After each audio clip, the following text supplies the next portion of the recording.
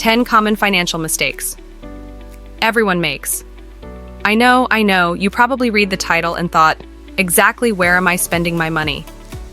Stick around for this video because today I'll highlight 10 areas where we overspend and make suboptimal financial choices. Even better, for each of these expenditures, I'll offer a smarter alternative and explain why I believe these 10 expenses aren't worth it.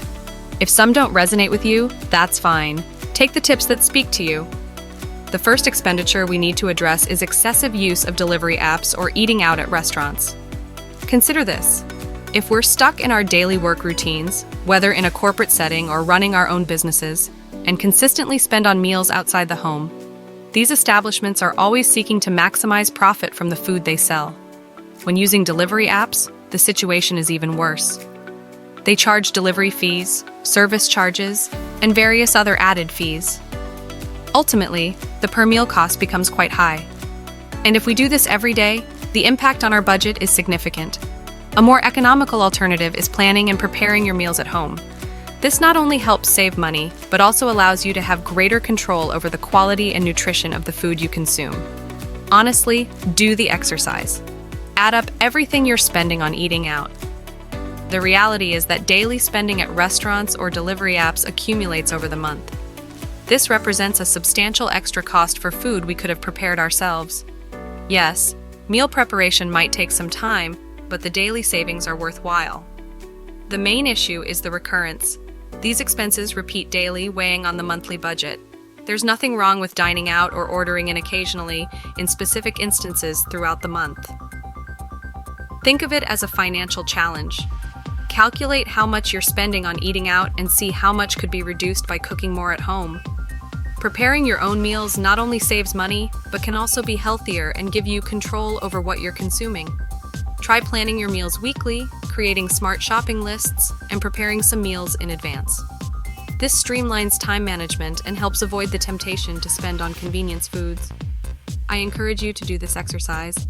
Take your monthly salary, divide it by 30 to get the daily amount, and see how much you're spending on meals outside the home per day. You'll realize a considerable portion of your daily salary is going toward eating out. How can you alleviate this? Prepare, plan your weekly menu, create a shopping list, purchase the ingredients, and prepare the food daily.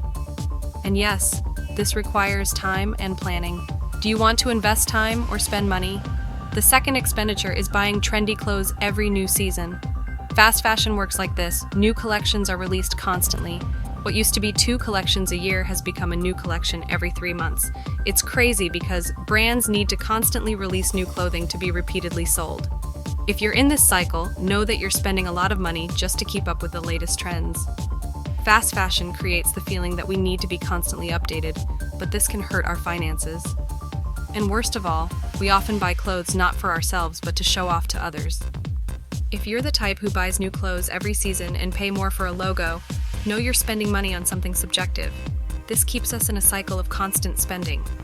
My recommendation: invest in basic clothes you can wear all year round, basic summer and winter pieces that don't change with trends. With a few well-chosen pieces, you can create many amazing combinations. The third expenditure is this. We're constantly bombarded with subscription requests for apps, streaming platforms, audio platforms, and more. Everyone wants you to subscribe. But how many of these subscriptions do you truly maximize? Here's the problem. Often, without realizing it, we spend a significant amount at the end of the year on services and subscriptions we barely use. Do this exercise right now. Review all your subscriptions and cancel those you don't regularly use. Keep only the ones you use weekly. You'll gradually discover that by being meticulous, you'll save a substantial sum each month. A significant area of expenditure to avoid is the purchase of trendy accessories and aspirational luxury items. This is a constant tactic employed by marketers. If you find yourself captivated by a television or internet advertisement for a new fragrance, necklace, handbag, or athletic shoe, understand that this is intentional. Marketing aims to create desirable products that incite a desire to purchase, regardless of actual need. We must cultivate a more mindful approach to consumption, questioning whether we are buying something for ourselves or simply to project a certain status to others. Like many other expenditures we've discussed, this can quickly spiral into a cycle of constant spending. Important note, I'm not suggesting that buying luxury or designer items is inherently wrong. The crucial factor is whether it's financially feasible, and adhering to this rule, your luxuries should be funded by passive income. In other words, if you're purchasing desirable items with active income, that which you earn through your labor, you're effectively squandering that money. Another area of expenditure to scrutinize is the acquisition of a new car with high-interest financing. This is particularly common among young professionals starting their financial journeys and entering the workforce. Many individuals, upon embarking on their careers, acquire an expensive car financed with often high-interest loans. The problem is twofold. Besides the interest payments, automobiles are assets that depreciate over time. Consider this. Approximately 30% of a car's value is lost in the first 3 years. Therefore, in addition to accruing interest, you're investing in an asset that rapidly loses value. Purchasing a new car with high-interest financing is akin to starting the financial race of life shackled. It would be wiser to incur debt for an asset or equipment that enhances your income rather than an expensive car, particularly one financed with a high interest rate. A sixth area of expenditure, often overlooked but cumulatively costly, are everyday small expenses. A typical example includes repeatedly purchasing coffee from popular coffeehouse chains. I encourage you to conduct a simple exercise. Analyze your weekly spending and identify all these minor expenses. This could encompass sweets, snacks, coffee, and other seemingly insignificant items. Once you've cataloged these daily expenditures, multiply the weekly amount by 52, the number of weeks in a year. Calculate the annual cost. The key is developing conscious consumer habits. I'm not advocating eliminating these expenses entirely, but rather fostering awareness and discerning which ones truly benefit you.